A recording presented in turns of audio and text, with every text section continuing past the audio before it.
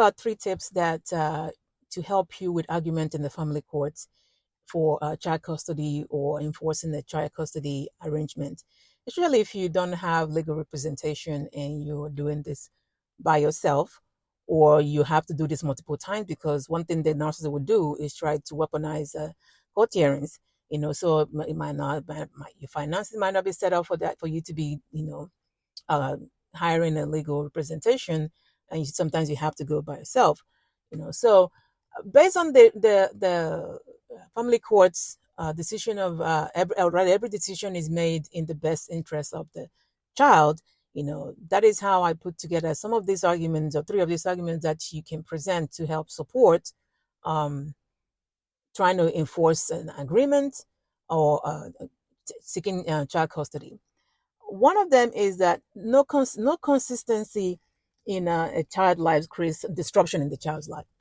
No consistency. And I mean, if let's say you have, or the narcissist has the custody of the children, and you're supposed to have visitation time, and somehow they find a way, maybe the weekends, or you're supposed to have them every weekend, and the narcissist finds a way to disrupt that, where that 3 or 4 weekends in a row, somehow you don't see the children, or that you have custody of the children, your custodial parent, and the narcissist doesn't visit for 4 or 5 weeks in a row, then every time, the child doesn't have any routine. It's like, okay, this is what we do every weekend, but they don't, they don't show up, or that narcissist doesn't allow them to have that visitation with you. So that is disrupting the child's life. And if you're focusing on the interest of the child, that is something that shouldn't be encouraged. The next one is definitely the anxiety with lack of familiarity, or constant restarts, especially when, like I said, when they don't show up. So every time you go weeks at a time, you don't visit with the child, or you don't, the narcissist will not allow you to see the child. Is every time is a restart, and then they have to familiarize themselves with you again and your routine or whatever you're doing, because there's been a long break in between the previous visit, and the one that is occurring now. So that is something that a child, you'll be anxious for some children, because it's almost like it's new again. It's a constant restart. It's the beginning all over again every time. So there's no period for them that this is their routine, this is what they do. But every time seems to be a new thing. Okay, now we have to realign with, okay, what is it that you like, don't like, or do and don't do, or the place or the house, whatever it is, they have to restart again. That is not something that is in the interest of the child.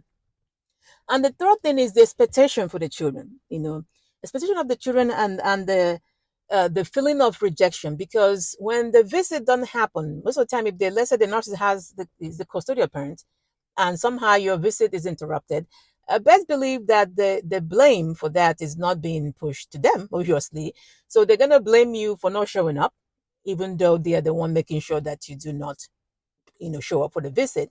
But that's not what they'll be told for the children. So the children that are expecting that you're supposed to show up and don't show up, and then thinking that this is you chose not to do it, but not knowing that the narcissist did it. Or if maybe the narcissist has the narcissist is supposed to come and visit the children and don't show up, or maybe tell them that, oh, I'm coming, I'll be there next Thursday around 5. And Thursday around 5 rolls around, and they're not there. They're not there that Thursday. They're not there the following Thursday. So this has the kids having this expectation that is not met. And with time, depending on how old the children are, they start blaming themselves already. They feel like it's rejected. They're being rejected. That's why you didn't show up, or that's why, you didn't show up as when you said you're going to come get them, or that you didn't visit. But not knowing that either way, the narcissist is playing, a game, of course, So that if you don't show up, or if the narcissist doesn't visit the children, or at least let the children go visit, the other parent, that is something that is disrupting to the child's life. That is not in the best interest of the child. Versus if the child knows that you don't show up, or they're not expecting that.